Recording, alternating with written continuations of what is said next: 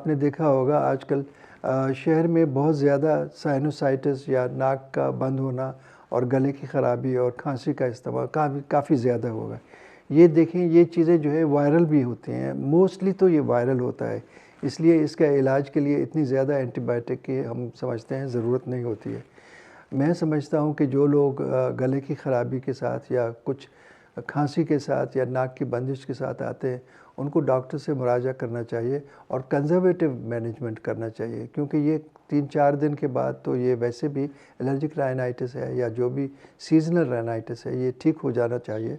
और अगर ये ठीक नहीं होता है तो फिर आप इनका कंज़र्वेटिव मैनेजमेंट करें, और इसके बाद अगर उससे भी ठीक नहीं होता है तो फिर आपका इन्हेलेशन या आप नेबुलाइज़ करें या फिर आप उसका एंटीबायोटिक का इस्तेमाल कर सकते हैं।